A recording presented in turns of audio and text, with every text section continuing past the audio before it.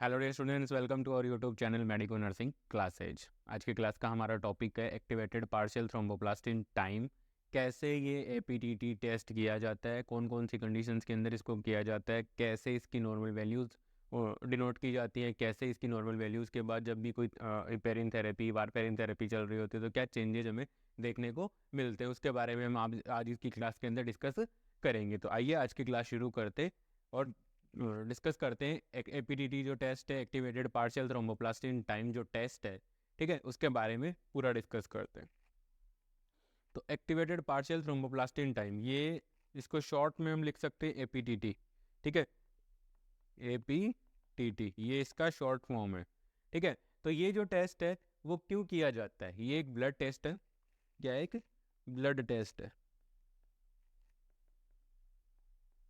एक blood test. और इसको ब्लड टेस्ट को परफॉर्म किया जाता है to evaluate the functioning of clotting system. ये क्लॉटिंग सिस्टम है वो किस तरीके से काम कर रहा है, किस तरीके से क्लॉटिंग सिस्टम है, ठीक है। Effectiveness of clotting system to check,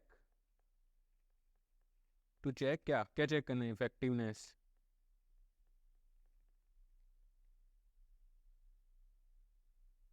effectiveness of clotting system,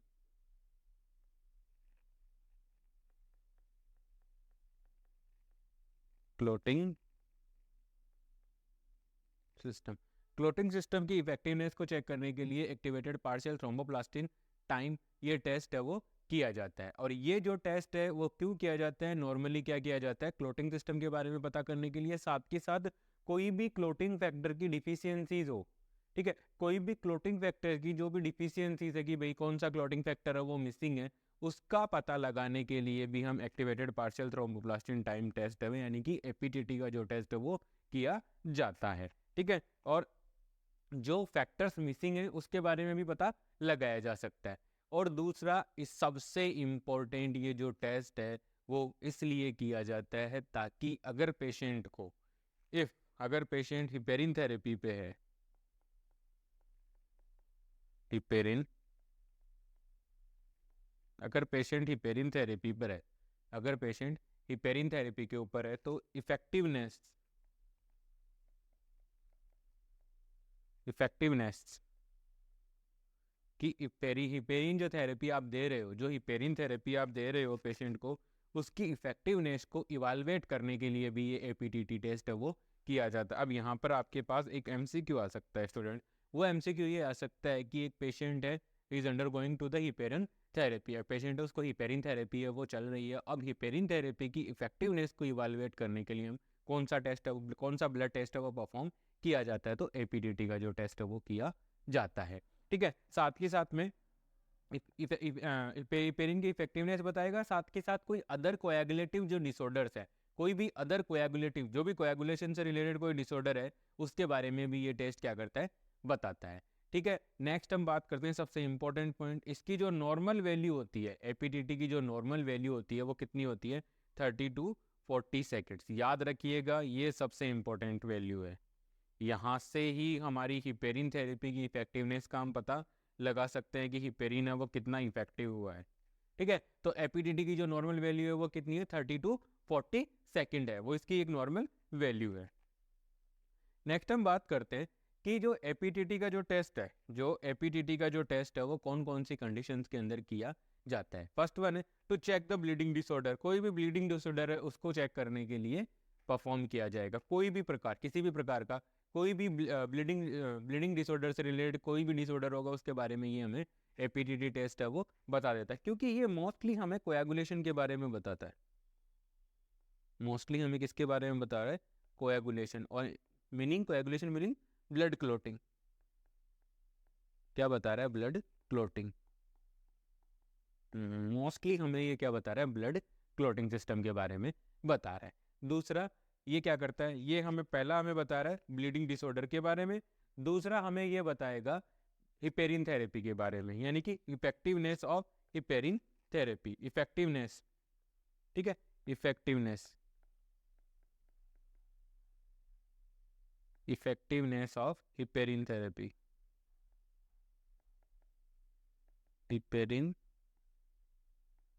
therapy, heparin therapy के बारे में हमें कि हिपेरिन जो थेरेपी हम पेशेंट को दे रहे हैं, हिपेरिन क्या है? एक एंटीकोएगुलेंट है। हिपेरिन क्या है? एक एंटीकोएगुलेंट है। एंटीकोएगुलेंट, ये एंटीकोएगुलेंट है, ठीक है, जो आपकी कार्डियक डिसऑर्डर्स के अंदर न्यूरो, ठीक है, न्यूरो है, लीवर, ठीक है, और अदर पैथोलॉजीज, अदर पैथोलॉजी, इन सारे डिसऑर्डर्स के अंदर इसका यूज़ किया जाता है। एंटीकोएगुलेंट थेरेपी हम पेशेंट को देते हैं। हिपेरिन थेरेपी है, ठीक है, वो दी जाती है। और जब भी पेशेंट को हिपेरिन थेरेपी दी जा रही है तो उस हिपेरिन थेरेपी की इफेक्टिवनेस को चेक करने के लिए हम एपीडीटी का टेस्ट करते हैं। एपीडीटी की नॉर्मल वैल्यू कितनी थी? 30 to 40 सेकेंड, ठीक है, याद रखिएगा, सबसे इंपॉर्टेंट वैल्यू है, ठीक है। नेक्स्ट हम क्यों करते हैं ये test? To check the blood before surgery. Before surgery हमें क्या करना पड़ता है? बिफोर सर्जरी हमें एपीडीटी का टेस्ट परफॉर्म करना होता है, ताकि हमें ये पता लग सके कि कोएगुलेशन से रिलेटेड कोई डिसऑर्डर तो नहीं है। मान लीजिए आप पेशेंट को ऑपरेट कर रहे हो, पेशेंट को आप ऑपरेट कर रहे हो, आपने सर्जरी शुरू कर दी और आपने देखा कि पेशेंट के अंदर कोएगुलेशन के डिसऑर्डर्स हैं, या पेशेंट का जो ब्लड है वो बहुत ही कम कोएगुलेट हो रहा है, बहुत ही कम क्लॉट बन रहे हैं, तो क्या होगा? बहुत ज़्यादा खून है वो बह जाएगा आपकी सर्जरी के दौरान, साथ के साथ वहाँ पे आपको क्या होगा? मैसिव हेमरेज मिलेगा, ठीक है, मैसिव हेमरेज हो जाएगा, मैसिव हेमरेज,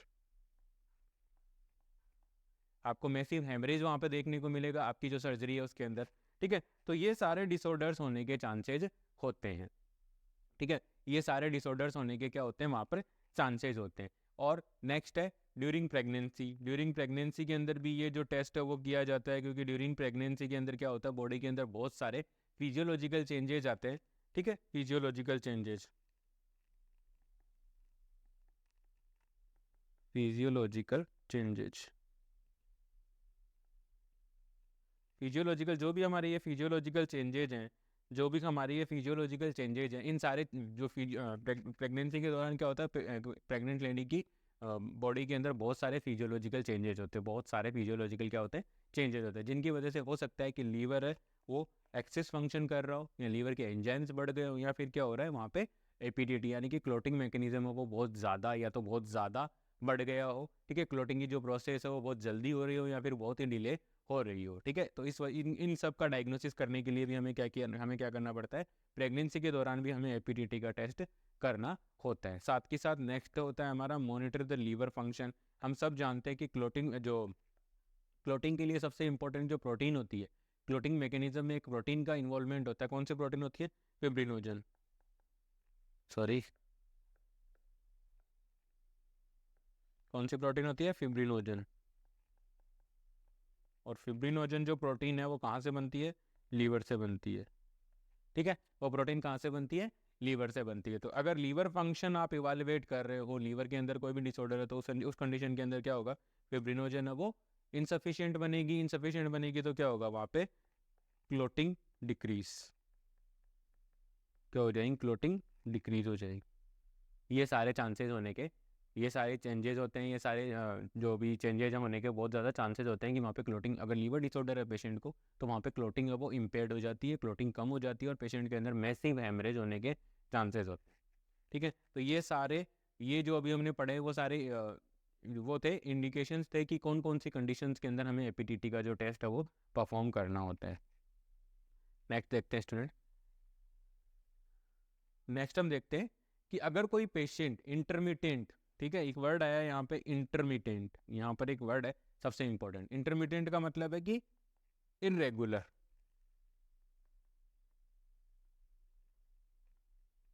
क्या है?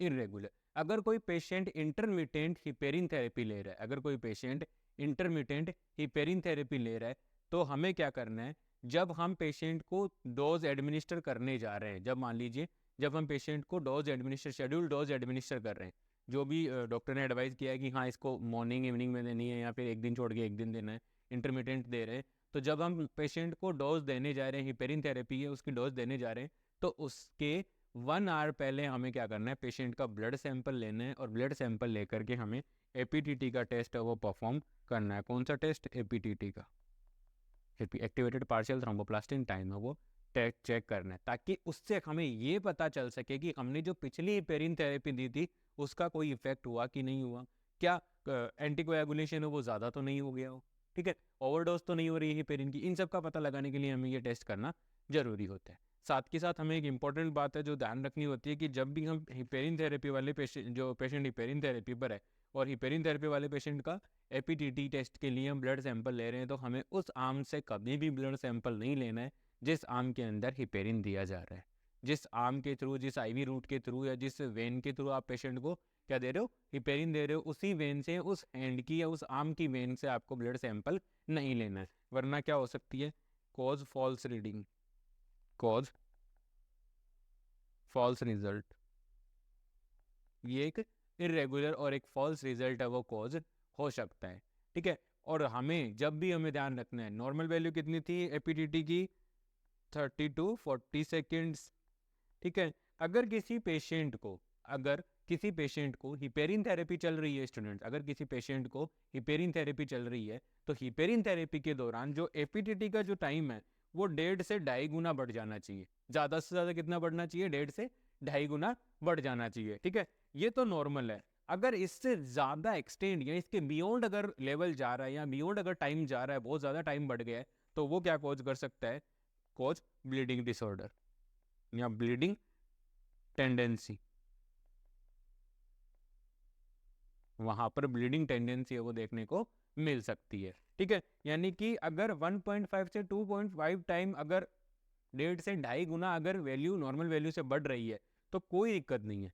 लेकिन अगर यही वैल्यू बहुत 2.5 गुना से ज़्यादा बढ़ गई है, तो वहाँ पर हो सकता है कि एंटीकोएगुलेशन है वो ज़्यादा हो चुका है, हिपेरिन थेरेपी उसकी टॉक्सिसिटी होना शुरू हो जाएगी, साथ के साथ पेशेंट के अंदर ब्लीडिंग टेंडेंसी है वो इंक्रीज हो जाती है। यानी कि अगर हम इसका 1.5 से 2.5 गुना करें, ठीक है, 1.5 से 2.5 गुना की बात करें तो ये हो गया आपका 60 हो जाएगा, और इसको कर देते हैं अपन 80।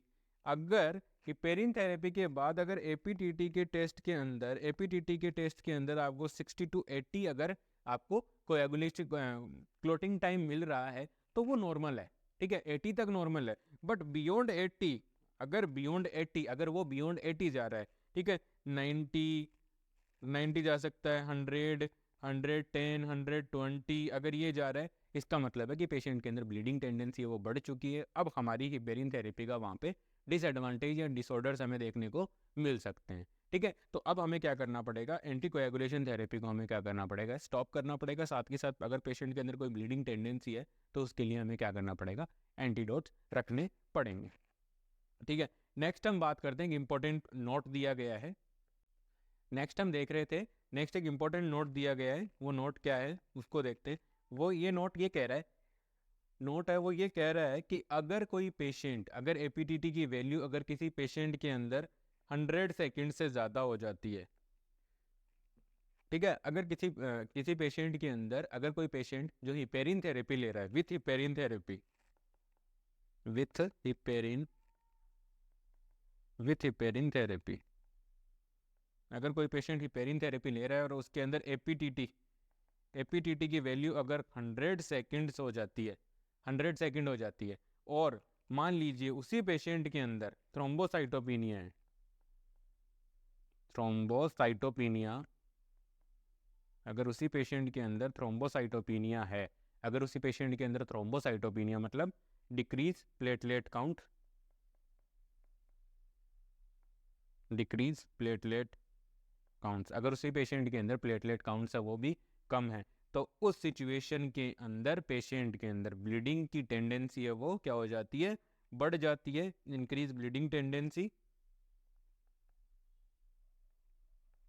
इंक्रीज ब्लीडिंग टेंडेंसी क्या हो सकती है, पेशेंट के अंदर ब्लीडिंग टेंडेंसी है वो क्या हो सकती है, इंक्रीज हो सकती है। साथ के साथ में वहाँ पर अब हमें क्या करना पड़ेगा, मान लीजिए हमने ये देखा था कि अगर हिपेरिन थेरेपी के साथ एपीटीटी की अगर वैल्यू आपकी 1.5 से 2.5 गुना मतलब 60 to 80 सेकेंड्स तक है, तब तक तो सब कुछ नॉर्मल है, तब तक तो सब कुछ नॉर्मल है। लेकिन ये 80 के बियॉन्ड जाते ही वहाँ पर क्या हो जाएंगी, ब्लीडिंग टेंडेंसी का रिस्क बढ़ जाता है। और अगर उसी पेशेंट के अंदर थ्रोम्बोसाइटोपिनिया है तो हमें बहुत ज़्यादा दिक्कत हो सकती है। वहाँ पे पेशेंट के अंदर कभी भी ब्लीडिंग हो सकती है, इंटरनल ऑर्गन्स के अंदर ऑटोमेटिकली ब्लीडिंग शुरू हो जाएगी। ब्लीडिंग के जो चैनल्स होते हैं वो ऑटोमेटिकली ओपन होकर के पेशेंट के अंदर, पेशेंट का जो ब्लड है वो कैविटीज़ के अंदर कलेक्ट होना शुरू हो जाता है। तो उस चीज़ का हमें क्या करना है, उस चीज़ से प्रिवेंट करने के लिए हमें क्या करना पड़ेगा, ब्लीडिंग जो प्रिकॉशंस हैं उनको हमें रखना पड़ेगा। ठीक है, नेक्स्ट हम इम्पोर्टेंट बात करते हैं कि एपीटीटी का जो सैंपल है, एपीटीटी का जो सैंपल है वो किस वायल के अंदर जाएगा। एपीटीटी का जो सैंपल है स्टूडेंट्स, जो आप यहाँ पर वायल देख रहे हैं जिस तरह की टॉप, ठीक है, ये ब्लू टॉप वायल के अंदर सैंपल जाता है, क्योंकि इसके अंदर एक एंटीकोएगुलेंट होता है। ठीक है, एंटीकोएगुलेंट होता है सीट्रेट, ठीक है, वो होता है। और इसी वायल के अंदर, जिस वायल की कैप इस तरीके की हो, इस कलर की हो, उसके अंदर एपीटीटी का सैंपल है वो जाता है। ठीक है, नेक्स्ट हम और बात करते हैं। हमने देखा एक्टिवेटेड पार्शियल थ्रोम्बोप्लास्टिन टाइम हमने देख लिया है। ठीक है, तो अब हम बात करते हैं हिपेरिन का एंटीडोट, हिपेरिन थेरेपी। हिपेरिन क्या है, एक एंटी कोएगुलेंट है। हिपेरिन क्या है, एक एंटीकोएगुलेंट है। और हिपेरिन अगर एंटीकोएगुलेंट है तो ये क्या करता है, ब्लड थिनर है, ब्लड थिनर है, ब्लड थिनर मतलब ब्लड को, खून को पतला करता है। और मोस्टली इसका यूज, ब्लड थिनर का यूज कब किया जाता है, एक तो न्यूरोलॉजिकल डिसऑर्डर्स में, न्यूरोलॉजिकल डिसऑर्डर्स की अगर आप बात करो तो स्ट्रोक, ठीक है, स्ट्रोक के अंदर किया जाता है। और कार्डियक डिसऑर्डर्स के अंदर, कार्डियक डिसऑर्डर्स के अंदर बहुत सारे कार्डियक डिसऑर्डर्स होते हैं जिनके अंदर ब्लड थिनर्स का यूज किया जाता है, जैसे कि एंजाइना है, एमआई है। ठीक है, इन सारे केसेस के अंदर ब्लड थिनर का यूज किया जाता है। और हिपेरिन है, उसका एंटीडोट क्या होता है, एंटीडोट होता है हिपेरिन का एंटीडोट, हिपेरिन का एंटीडोट क्या होता है, प्रोटामाइन सल्फेट,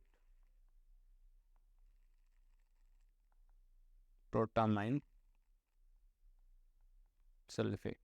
सल्फेट क्या होता है, हिपेरिन का एंटीडोट होता है। ठीक है, अगर किसी पेशेंट को हिपेरिन थेरेपी चल रही है तो हमें क्या करना है, एपीटीटी टेस्ट करना है। एपीटीटी क्या करना है, टेस्ट करना है। एपीटीटी की नॉर्मल वैल्यू कितनी होती है स्टूडेंट, 30 to 40 सेकेंड्स होती है। लेकिन अगर हिपेरिन थेरेपी चल रही है तो वो नॉर्मल कंसिडर होगी 60 to 80 सेकेंड्स तक।